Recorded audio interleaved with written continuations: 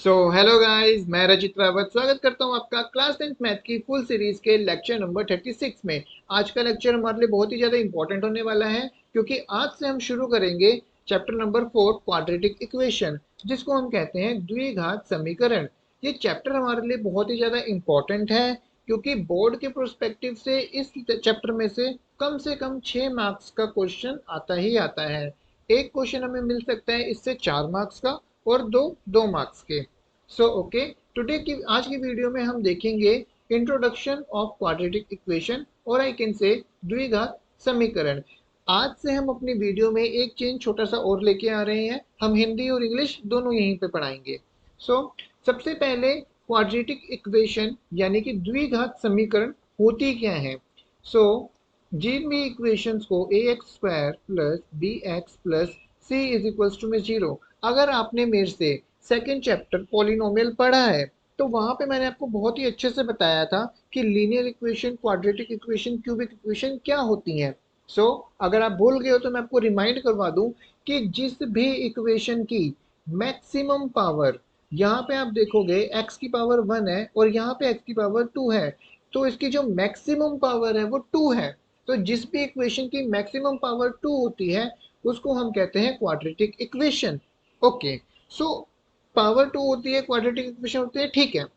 इसमें मैंने आपको और भी चीजें बताई थी। मैंने आपको बताया था नंबर ऑफ रूट्स, कि इसमें मुझे कितने रूट्स मिलेंगे। जितनी इसकी मैक्सिमम पावर होती है, उतने ही हमें रूट्स भी मिलते हैं। तो यहाँ पे अगर मेरी मैक्सिमम पावर 2 है, तो मेरे नंबर ऑफ रूट्स भी 2 होंगे, जिसको इस चैप्टर में हम बोलेंगे नंबर ऑफ सॉल्यूशन। यहाँ पे मेरे पास दो सॉल्यूशन निकलेंगे इस क्वाड्रेटिक इक्वेशन के, ठीक है। अच्छा, तो अब बच्चे कई बार सोचते हैं कि यार हम मैथ में ये सब पढ़ तो रहे हैं, लेकिन ये हमारे काम कहाँ आएगा। मैं आपको बता दूं कि कोई भी गेम होती है, मान लो क्रिकेट का गेम है, फुटबॉल का गेम है। सो अगर कोई बॉल जो है हवा में ट्रेवल कर रही है, सो इस बॉल को, इसकी ट्राइजेक्टरी बनाने के लिए कि ये कौन सा पाथ फॉलो करेगी, इसके लिए हमारे पास ये इक्वेशन यूज होती है, क्वाड्रेटिक इक्वेशन, ठीक है। ओके, इसके लिए हमारे पास A X square plus B X plus C is equals to में जीरो। इसका जो ग्राफ बनता है वो बनता है कुछ इस तरह का, ये क्वाड्रेटिक इक्वेशन का ग्राफ है। ओके, आगे बढ़ते हैं। ये मैंने आपको बताया कि क्वाड्रेटिक इक्वेशन एक्चुअल में होती क्या है। क्वाड्रेटिक इक्वेशन, आगे मैं आपको इसमें बताता हूँ। तो जो हमारे रूट्स निकलते हैं, कोई भी हमारी क्वाड्रेटिक इक्वेशन है, तो उसमें हमारे पास एक चीज आती है डिस्क्रिमिनेंट। डिस्क्रिमिनेंट क्या होता है? Discriminant is basically a formula D is equals to में बी स्क्वायर माइनस 4ac। ये फॉर्मूला मुझे हेल्प करता है बताने में कि जो मेरे रूट्स हैं उनका नेचर क्या होगा, यानी कि नेचर ऑफ रूट्स बताता है ये मुझे। डिस्क्रिमिनेंट का फॉर्मूला मुझे नेचर ऑफ रूट्स बताता है। तो अगर मेरा डिस्क्रिमिनेंट का वैल्यू जीरो के इक्वल है, यानी कि मेरे रूट्स जो हैं वो इक्वल आने वाले हैं, मेरे दोनों सॉल्यूशन सेम होंगे। अगर मेरे डिस्क्रिमिनेंट की वैल्यू जीरो से कम है, यानी कि नेगेटिव है, तो मेरे जो रूट्स बनेंगे वो इमेजिनरी रूट्स बनेंगे। ओके, और अगर मेरे जो है डिस्क्रिमिनेंट की वैल्यू जीरो से बड़ी है, यानी कि पॉजिटिव है, तो मेरे टू डिस्टिंक्ट रूट्स बनेंगे। डिस्टिंक्ट रूट्स बनेंगे, या फिर मैं कह सकता हूँ रियल रूट्स बनेंगे। दो रियल नंबर्स मुझे यहाँ पे मिलने वाले हैं। ओके, ये बहुत इंपॉर्टेंट है, डिस्क्रिमिनेंट हमको पता होना चाहिए। डिस्क्रिमिनेंट की कौन सी वैल्यू पे कौन से नेचर का रूट हमारे को मिलने वाला है, ये हमको पता होना चाहिए, ठीक है। ये हो गई सेकंड चीज। एक थर्ड चीज जो आती है, जो सबसे ज्यादा इंपॉर्टेंट है इस चैप्टर में, वो है क्वाड्रेटिक फॉर्मूला। क्वाड्रेटिक इक्वेशन को सॉल्व करने के लिए क्वाड्रेटिक फॉर्मूला तो हमको पता होना ही चाहिए। क्वाड्रेटिक फॉर्मूला मुझे क्या कहता है? Minus of B plus minus under root of B square minus 4ac divided by 2a। अब यहाँ पे आप देखोगे मैंने a लिखा, b लिखा, c लिखा, ये सब कैसे पता लगेगा? आपको जनरल इक्वेशन आनी चाहिए क्वाड्रेटिक इक्वेशन की।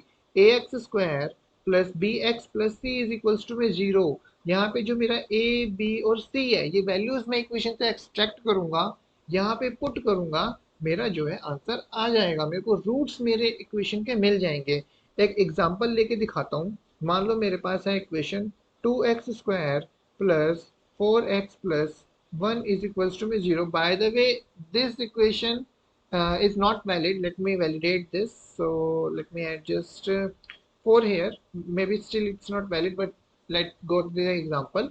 So yeah, यहाँ पे मेरी जो a की वैल्यू है वो 2 है, जो मेरे b की वैल्यू है वो 4 है, और जो मेरे c की वैल्यू है वो भी 4 है। ओके, सो मुझे a b c की वैल्यू मिल गई, अब वो मुझे यहाँ पे बस पुट करनी है।